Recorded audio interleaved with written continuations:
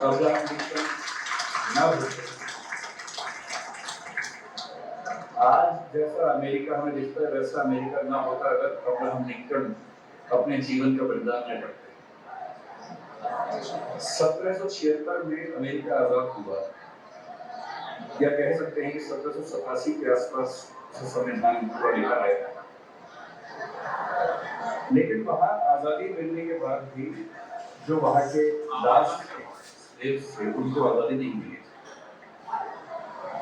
उनकी आजादी लगभग 90 साल के बाद हुई, 1860 के दशक में हुई। एक लंबा संघर्ष हुआ। जब उस लंबे संघर्ष को जिस व्यक्ति ने एड़ी टोपी का जोर लगाया उसका नाम अब्राहम लिंकन था।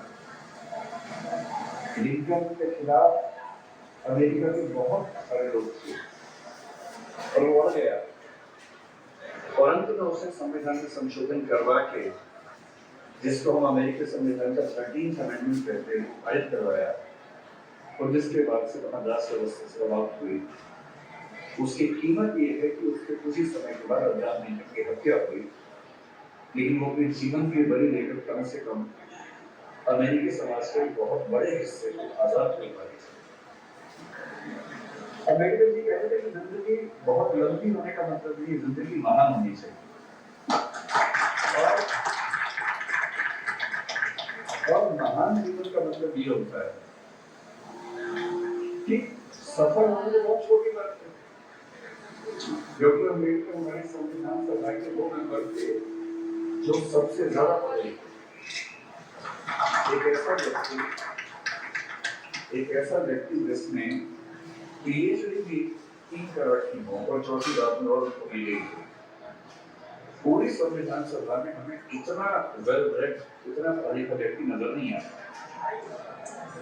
कुछ लोग कहते हैं कि संविधान सभा में उनकी भूमिका बहुत छोटी सी थी, नगण्य थी, क्योंकि उन्होंने संविधान लिखा नहीं था, उन्होंने संविधान की कानून समिति की अध्यक्षता की थी।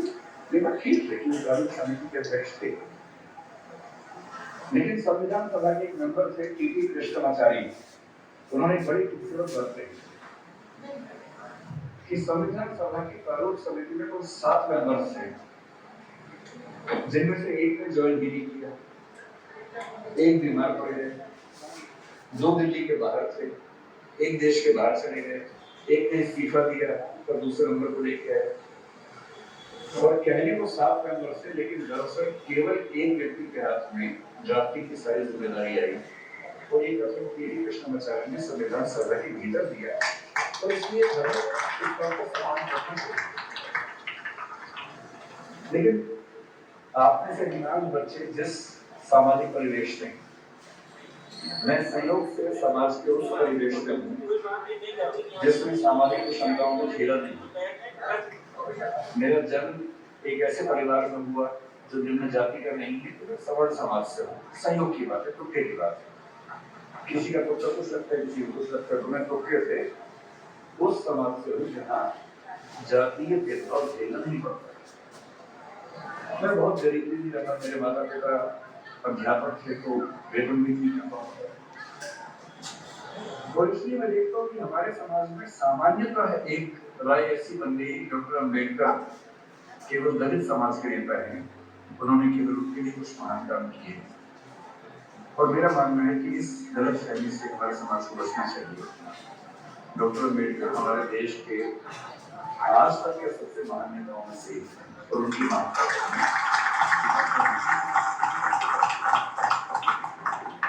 धूप बहुत ज्यादा है, आपकी उम्र भी बहुत कम है, इसलिए मैं गहरी बातों में नहीं जाऊंगा। डॉक्टर अम्बेडकर को लेकर कुछ बहुत गहरे विवाद, गहरे संवाद हो सकते हैं। उनका गांधी जी से क्या रिश्ता था, आजादी के आंदोलन से उनका क्या रिश्ता था, मार्क्सवाद से क्या रिश्ता था, बौद्ध धर्म से उनका क्या रिश्ता था, ये सब ऐसे प्रश्न हैं जिन पर हम कई घंटे गहरी बात कर सकते हैं। लेकिन जो कि आप अभी स्कूल वाले बच्चे हैं, आपके लिए इन विवादों में भी उलझना ठीक नहीं है। आपके लिए जो ज्यादा महत्वपूर्ण है वो उस बात पे मैंने पिछले 1 साल में जो यात्राएं की, उसमें एक यात्रा कोलंबिया विश्वविद्यालय न्यूयॉर्क की थी, और वहां जाके ही मैंने अपने दोस्तों से पूछा कि भाई यहाँ डॉक्टर अम्बेडकर पढ़ते थे, कोई ऐसा मेमोरियल उनका है क्या? तो वो मुझे एक लाइब्रेरी में जो बेसमेंट में अच्छी लाइब्रेरी, काफ़ी अच्छी लाइब्रेरी